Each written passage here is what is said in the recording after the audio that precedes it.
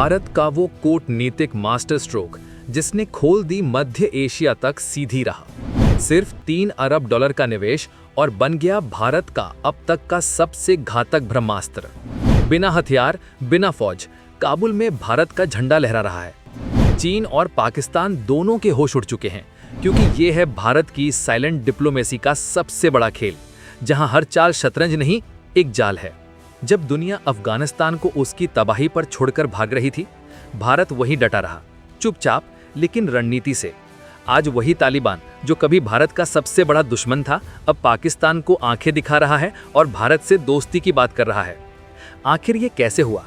कौन सा ऐसा गुप्त खेल खेला गया पर्दे के पीछे, जिससे बिना एक भी गोली चलाए भारत ने काबुल की सत्ता पर अपना असर जमा लिया?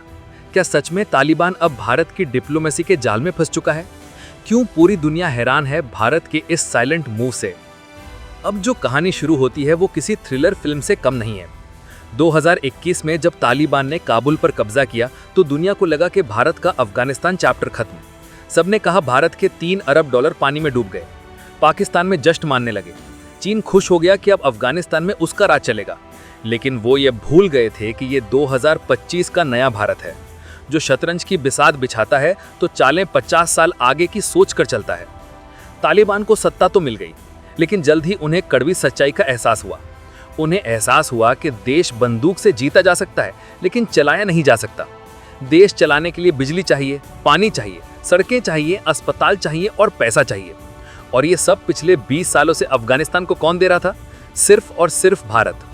तालिबान ने जब मुड़कर देखा तो उन्हें समझ आया कि उनके देश की लाइफलाइन, उनके देश की धमनियां तो भारत के हाथ में है। जिस संसद भवन में बैठकर वो आज अपना कानून बनाना चाहते हैं, वो भारत ने बनाया है। जिस बांध से उनके शहरों को बिजली मिल रही है, वो भारत ने बनवाया है। जिस सड़क से उनका व्यापार होना है, वो भारत ने बिछाई है। ये भारत का वो सॉफ्ट पावर का जाल था जिसमें तालिबान बुरी तरह फंस चुका था। ये कोई कर्ज नहीं था, ये भारत का एहसान था। एक ऐसा निवेश जिसने अफगानिस्तान के लोगों के दिलों में भारत के लिए जगह बनाई। और आज वही तालिबान जो कल तक भारत को दुश्मन मानता था, आज भारत को सबसे बड़ा मददगार मान रहा है। आज एक एक करके भारत के उन 9 महापराजियों का ताला खोलते हैं जिन्होंने इस पूरे खेल को पलट कर रख दिया है और तालिबान को भारत के सामने झुकने पर मजबूर कर दिया है। ये वो 9 चाबियां हैं जो आज काबुल का ताला खोलती हैं। 1. सलमा डैम, अफगान भारत मैत्री बांध। इस लिस्ट में सबसे पहला और सबसे बड़ा नाम है सलमा डैम, जिसे आज आधिकारिक तौर पर अफगान भारत मैत्री बांध कहा जाता है। ये सिर्फ एक बांध नहीं है, ये अफगानिस्तान के सूखे और बंजर हिलात प्रांत में जिंदगी की गारंटी है। कल्पना कीजिए एक ऐसा इलाका जहां पानी की एक एक बूंद के लिए तरसते थे, वहां भारत ने अपनी इंजीनियरिंग का चमत्कार खड़ा कर दिया। 2006 में जब भारत ने इस प्रोजेक्ट पर काम शुरू किया, तब ये इलाका दुनिया के सबसे खतरनाक इलाकों में से एक था। यहाँ काम करना मौत को दावत देने जैसा था, लेकिन भारत पीछे नहीं हटा। इस बांध को बनाने में भारत ने करीब 1700 करोड़ रुपए खर्च किए। ये बांध 42 मेगावाट बिजली पैदा करता है, जो हेरात शहर और आसपास के हजारों गांवों को रोशन करती है। साथ ही ये बांध 75,000 हेक्टेयर यानी करीब 1 लाख एकड़ जमीन को सिंचाई के लिए पानी देता है। ये वो जमीन थी जो सदियों से बंजर थी, आज वहां फसलें लहलहा रही हैं। 2016 में जब इसका उद्घाटन हुआ था तो अफगानिस्तान के लोगों ने जश्न मनाया था। अब आते हैं असली खेल पर। जब तालिबान ने हेरात पर कब्जा किया तो उनकी नज़र इस बांध पर पड़ी। उन्हें लगा कि ये सोने का अंडा देने वाली मुर्गी है, लेकिन उन्हें जल्द ही समझ आ गया कि इस विशालकाय बांध को चलाना और इसकी मेंटेनेंस करना उनके बस की बात नहीं है। इसके टर्बाइंस, इसके सिस्टम, इसकी टेक्नोलॉजी सब भारतीय हैं। इसे चलाने के लिए भारतीय इंजीनियर्स की ज़रूरत है। तालिबान ने कोशिश की, लेकिन वो फेल हो गए। आज हालत यह है कि तालिबान खुद भारत से गुजारिश कर रहा है कि वो अपने टेक्निकल एक्सपर्ट्स को भेजकर इस बांध को पहले की तरह चलाएं। ये बांध आज भारत के हाथ में वो रिमोट कंट्रोल है जिससे हेरात की किस्मत जुड़ी है। ये भारत की दोस्ती का वो सबूत है जिसे तालिबान चाहकर भी मिटा नहीं सकता। ये है भारत का पहला इक्का जिसने तालिबान को बातचीत की टेबल पर ला दिया। 2. अफगान संसद भवन। अब बात करते हैं दूसरे सबसे बड़े प्रतीक की, जो काबुल के सीने पर भारत की छाप है, अफगान संसद भवन। ये इमारत सिर्फ ईंट पत्थर का ढांचा नहीं है, ये अफगानिस्तान में लोकतंत्र का मंदिर था, जिसे भारत ने अपने दोस्त अफगान लोगों को तोहफे में दिया था। करीब $90 मिलियन यानी 700 करोड़ से ज्यादा की लागत से बनी ये भव्य इमारत काबुल की शान हुआ करती थी। इसे भारत की सबसे बड़ी निर्माण कंपनियों में से एक ने डिजाइन और बनाया था। लेकिन फिर कहानी पलटी। तालिबान को राज करने के लिए एक हेडक्वार्टर चाहिए था, एक ऐसी जगह जहां वो अपनी बड़ी बैठकें कर सकें, दुनिया के डेलीगेट से मिल सकें और पूरे काबुल में इस भारतीय संसद भवन से बेहतर, सुरक्षित और आधुनिक कोई दूसरी इमारत थी ही नहीं। आज विडंबना देखिए, जिस तालिबान ने लोकतंत्र को उखाड़ फेंका, वही तालिबान आज भारत के बनाए लोकतंत्र के मंदिर में बैठकर अपना शासन चला रहा है। वो इस इमारत का इस्तेमाल अपनी सबसे महत्वपूर्ण बैठकों के लिए करते हैं। उन्हें पता है कि ये इमारत भारत की इंजीनियरिंग का नायाब नमूना है। इसका रख रखाव, इसका एयर कंडीशनिंग सिस्टम, इसका कम्युनिकेशन नेटवर्क, सब कुछ टॉप क्लास है और इसे बनाए रखने के लिए उन्हें भारतीय विशेषज्ञता की जरूरत पड़ती रहती है। ये इमारत तालिबान को हर रोज याद दिलाती है कि भारत सिर्फ बातें नहीं करता, भारत जमीन पर काम करके दिखाता है। ये है वो आईना जिसमें तालिबान को हर रोज भारत का एहसान दिखाई देता है। ये है भारत का दूसरा रणनीतिक दांव जिसने तालिबान को मजबूर किया कि वो भारत की इज्जत करें। तीसरा है झंझ दिलाराम हाईवे। अगर सलमा डैम और संसद भवन भारत के सॉफ्ट पावर के प्रतीक हैं, तो तीसरा प्रोजेक्ट भारत की रणनीतिक सोच का सबसे बड़ा सबूत है। इसका नाम है झंझ दिलाराम हाईवे, जिसे रूट 606 भी कहते हैं। ये 218 किलोमीटर लंबी सड़क अफगानिस्तान के तपते रेगिस्तान और बंजर पहाड़ों को चीरती हुई निकलती है। ये हाईवे ईरान के बॉर्डर पर बसे झरंज शहर को अफगानिस्तान के दिलाराम शहर से जोड़ता है, जो काबुल कंधार हाईवे का एक मुख्य जंक्शन है। अब आप सोचेंगे कि भारत ने इस खतरनाक वीरान इलाके में अरबों रुपए फूंक कर ये सड़क क्यों बनाई? यही है भारत का चाणक्य दिमाग। ये सड़क उस महापरियोजना का हिस्सा थी जिसे हम चाबहार प्रोजेक्ट के नाम से जानते हैं। भारत ईरान में चाबहार बंदरगाह को विकसित करने के लिए अरबों डॉलर का निवेश कर रहा था। क्यों? क्योंकि पाकिस्तान, जो भारत को अपना दुश्मन नंबर 1 मानता है, वो भारत को अपनी जमीन से अफगानिस्तान जाने का रास्ता कभी नहीं देता। इसका मतलब था कि भारत का सारा व्यापार और मदद पाकिस्तान के कराची पोर्ट पर निर्भर हो जाता, जहां पाकिस्तान भारत को ब्लैकमेल कर सकता था। भारत ने इस ब्लैकमेल का तोड़ निकाला। प्लान ये था कि भारत का माल गुजरात के बंदरगाहों से सीधे ईरान के चाबहार पहुंचेगा और वहां से हमारी बनाई हुई झरंज दिलाराम सड़क के जरिए सीधे अफगानिस्तान और फिर मध्य एशिया के बाजारों उज्बेकिस्तान, तजाकिस्तान तक पहुंच जाएगा। ये पाकिस्तान के ग्वादर पोर्ट और सीपीईसी का सीधा जवाब था। भारत ने इस सड़क को बनाने में अपनी जान लगा दी। इसे भारत के बॉर्डर रोड्स ऑर्गेनाइजेशन BRO ने बनाया था।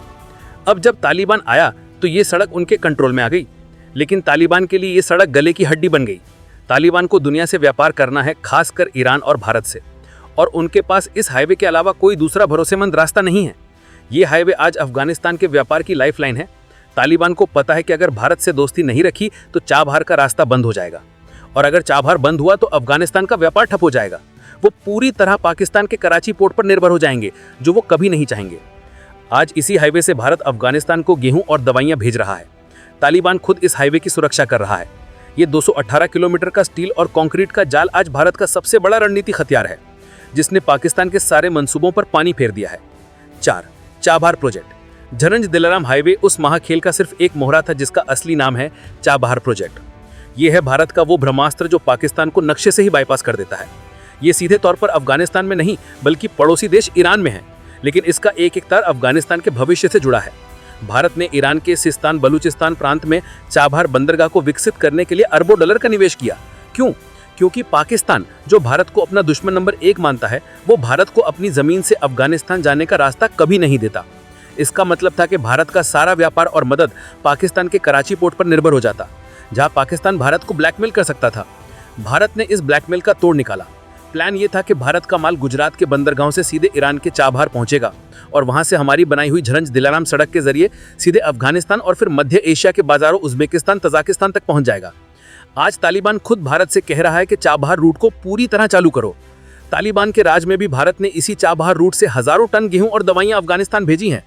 ये बंदरगाह आज भारत के हाथ में वो रणनीतिक चाबी है जो न सिर्फ अफगानिस्तान बल्कि ईरान और पूरे मध्य एशिया का ताला खोलती है। 5वां, टापी पाइपलाइन। अब बात करते हैं उस प्रोजेक्ट की जो अगर पूरा हो गया तो पूरे दक्षिण एशिया का नक्शा बदल देगा। इसका नाम है टापी, API। टापी का मतलब है तुर्कमेनिस्तान, अफगानिस्तान, पाकिस्तान और इंडिया। ये 1113 1814 किलोमीटर लंबी गैस पाइपलाइन का सपना है, जो तुर्कमेनिस्तान के गैस भंडारों से गैस लेकर अफगानिस्तान और पाकिस्तान के रास्ते होते हुए भारत के फाजिल्का तक आएगी। ये प्रोजेक्ट दशकों से सिर्फ कागजों पर था, क्योंकि इसकी राह में सबसे बड़ा रोड़ा अफगानिस्तान की अस्थिरता थी।